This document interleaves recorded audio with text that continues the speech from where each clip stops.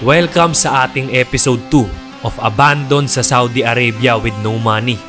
On our last episode, nasakay tayo ng grupo ng mga kabataan at dumating sa puntong pinipilit nilang patakbuhin ang bilis ng sasakyan sa 200. At dahil dito ay gusto na namin bumaba sa sasakyan. Can you dare stop? لا خلاص Pero dire-diretso pa rin sila. At eto ang mga susunod na nangyari.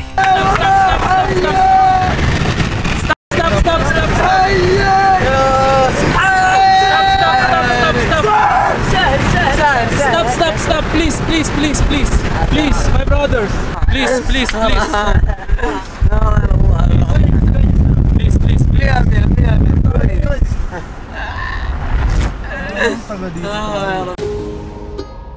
First time ni Robert na makasama sa gantong mga trip na kailangan kong makisakay sa ibang tao. Kaya dito sa oras na to ay ramdam ko na kay Robert ang pagka-bad trip niya sa mga nangyayari. It's okay, stop. Please, no.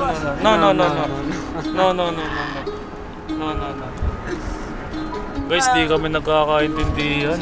واي فيه Wi-Fi? واي فاي Wi-Fi, yes, please. افتح واي فاي. Out of nowhere ay nabanggit nila yung Wi-Fi at meron pala silang internet kaya kumunik ako sa kanila. At ang naisip ko agad ay gumamit ng translator para magkaintindihan kaming lahat. Mga kanta po. Patay sa'yo. Nakakantahan kami guys. Can you translate to them in Arabic? Ilang oras pa kami makakarating sa Jeddah? Wait. Sinabi niya dito sa translator namin kung ano ang kanyang sagot. At ang sabi dito, Jeddah is 1 hour away from us but will pass by a few nice scenic spots too. Okay, but please don't drive again fast. Yes. اوكي. Thank you so much. Just please make sure to keep us safe. سعودية أمن وأمان. Okay, Saudi is safe and secure. رجالة عزبة محسن نستالة ما بالصاحب بي الصاحب ما بشراقي. Base ngayon sa pag-uusap namin gamit ang translator, para naman mukha silang mga mababait na bata. Talagang siguro sa tono ng pananalita nila ay nagtutunog parang nang titrip lang sila. Sino ba si Heb Abi sa inyo yan? Si Heb Abi? What? Heb Abi? ليش؟ Heb Abi. عربي. Arabic. Yes. I will show you. Heb Abi.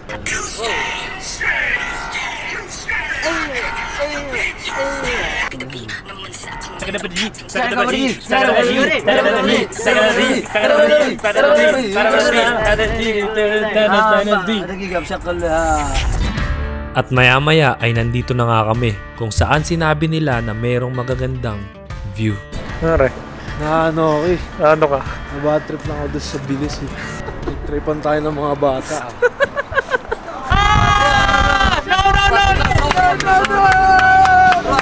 Stop! Wow! Solid pre! Parang ano nga, parang Tagaytay. Wow!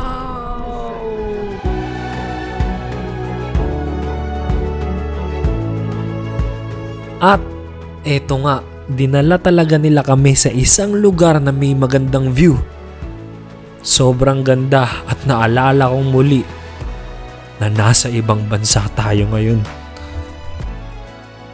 Ngayong medyo naiintindihan ko na sila at dinala nga talaga nila tayo sa magandang lugar. Nai-feel ko na mababait naman talaga tong mga batang to. 200 ما في خوف. 200 no. Yes. 200 no. At maya-maya, sabi ni Fahad ay meron daw siyang gustong sabihin. Sabi ni Fahad, I can't go further than this. Look for a car that can take you. I don't have driver's license. Sabi ko na nga ba, pagkatapos ng pagpapatakbo mo ng 200, wala ka palang lisensya. Pero ganun pa man, ay natulungan pa rin tayo nitong mga batang to. At mas napalapit tayo sa gusto nating mapuntahan. Bye-bye! Okay guys, so yun nga, Iniwan na nila kami dito. Grabe, wala palang lisensya yun. Sabi, dadalhin daw kami sa Jeddah. Pero hopefully, itong pinagbabaan nila sa amin is something na on the way to Jeddah. Para sa akin, solid experience lang din. Nakakatakot lang din yung ginawa nilang 200 kasi delikado yun eh. Nasa kalagitnaan ako nang i-enjoyin ko ba to o baka mamamatay na kami. Eto, sisimula na ulit kami maglakad-lakad ni Robert. Hindi namin alam kung nasan kami ngayon, so magtatanong-tanong kami kung gaano na lang kami kalayo sa Jeddah. Pag di kami nakapunta doon sa Balad ng gabi, mapipilitan kami matulog dito. And hello, can we ask a question? Yes, anytime. We need to go to Balad In Taif, in Jeddah. Where is Balad? every city we have a ballad. In Taif, there is a ballad. In Jeddah, there is a ballad. Jeddah, very far. You have to cross Mecca, then be will Jeddah. How far? Like Like 130 kilometers. 1 hour, 2 hours? Now we are during the Hajj now. Mecca closed. Are you Muslim or Christian? No. You cannot be entering Mecca. Oh. You have to go to far away from Taif, surrounding, and you go to the un-Muslim road to reach Jeddah.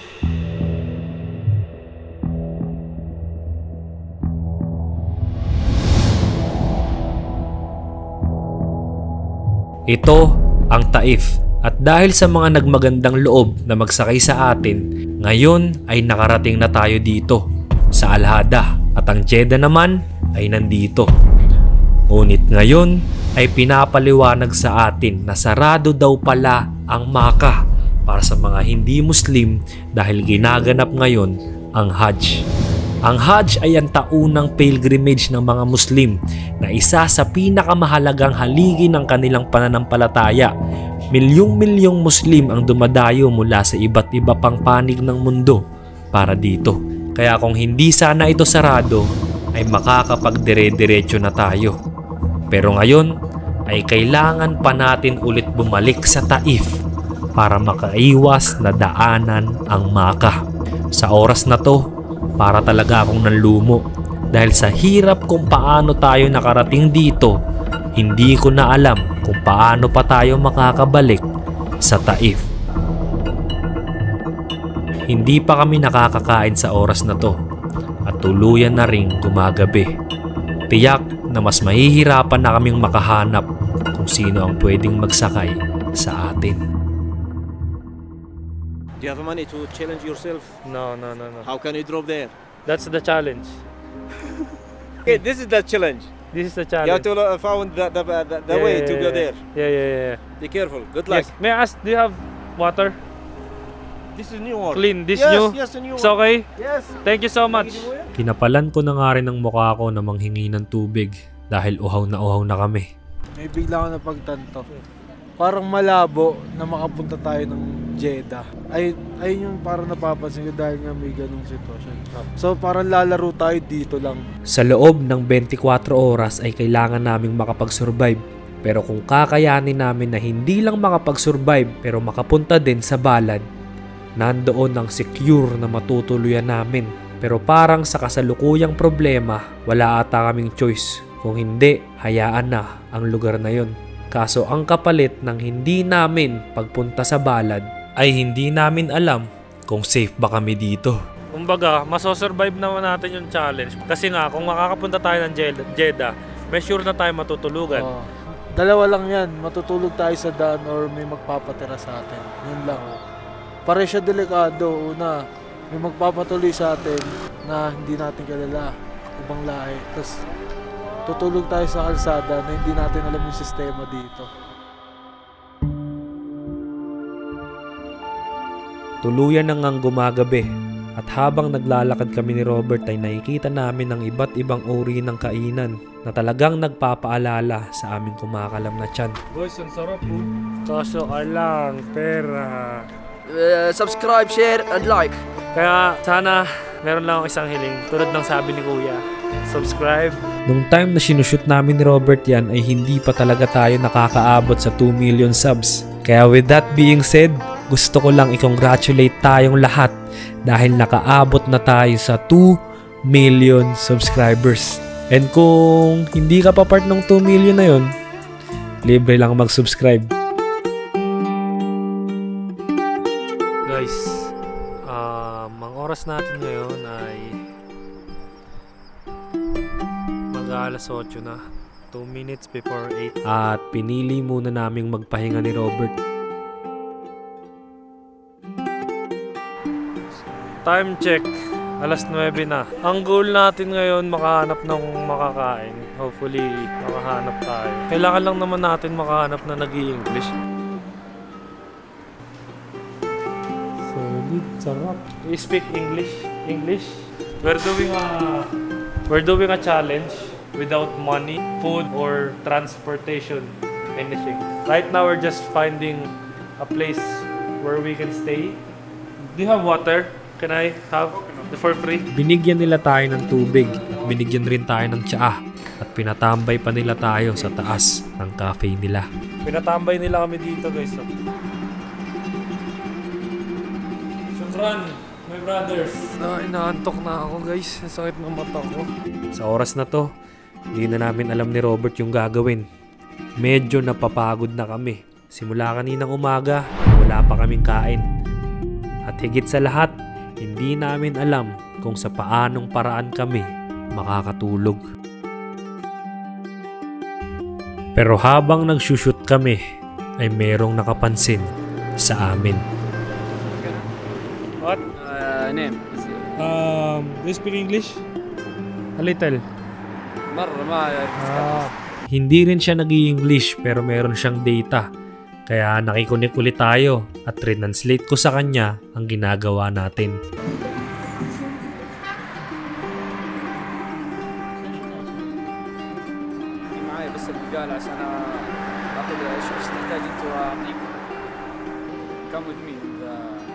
Really? Wow! Akalain mo yun, nagtaka lang siya sa atin kung ano yung ginagawa natin. And ngayon, ay lumapit siya sa kanyang tatay at inexplain niya din kung ano yung ginagawa natin. And gladly, natuwa rin yung tatay niya at binigyan siya ng pambili ng aming pagkain. Michelle, Adam, Adam, Robert. Welcome, Robert. Oh, not this. Not this. I don't speak English very well. Yeah, it's okay, it's okay. Ako water lang ako. Water na lang. Asus, mashallah. Mashallah. Mashallah. Yay. This is my brother, Michelle. Welcome to Saudi Arabia. Thank you so much. You're welcome. Comment down below. Thank you. Shukran, Michelle.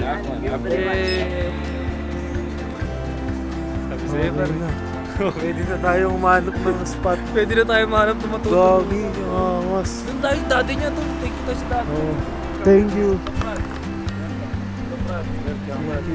Masalam. Pinag-grocery tayo ni Kuisman.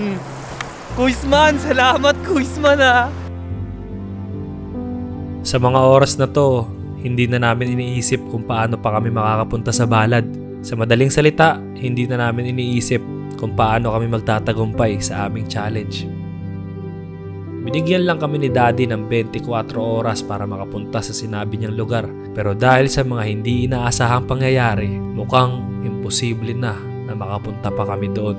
Desisyong pipiliin ba naming magpatuloy kahit hindi na safe? O mas pipiliin na lang namin yung sitwasyon kung saan mas ligtas tayo? Hindi ko na alam kung saan kami pupunta. Surprisingly nga, 11:24 na pero bukas pa sila. Oh. Hindi namin alam kung saan kami matutulog. Nakakapagod. Pero sa tingin ko, wala na. Kung sakaling may pera ka lang, sarap mag-hotel, man. Parang ano pa yun, parang talagang inaayos ng mga taga-Saudi.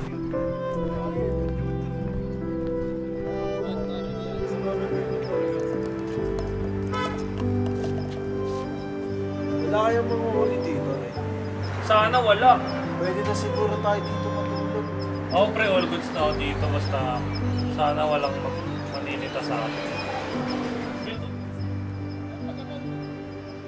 Siguro nga ganun talaga. Minsan, meron tayong mga paplanuhin, mga bagay na pipilitin nating maabot sa oras na gusto natin. Pero minsan, dadating tayo sa sitwasyong hindi talaga kaya eh. Hindi dahil gusto nating sukuan, pero parang yun yung hinihingi ng pagkakataon. Ginawa naman natin lahat. Nagpagod, nagpuyat, nagsakripisyo. Pero siguro, totoo nga yung quote na lagi kong nababasa. English yun eh. Yung rejection is a redirection. Maybe kaya hindi tayo napunta sa sitwasyong gusto natin kasi maaaring nakita na ni Lord na mapapahamak tayo dun. Kaya siguro kung may problema tayo or parang feel natin nalilate na ba ako o bakit ginawa ko naman lahat pero hindi ko siya naabot. Minsan siguro ang pinakamagandang gawin, itulog muna natin, ibigay natin sa Kanya. Baka kasi meron talagang mas nakahandang, mas maganda.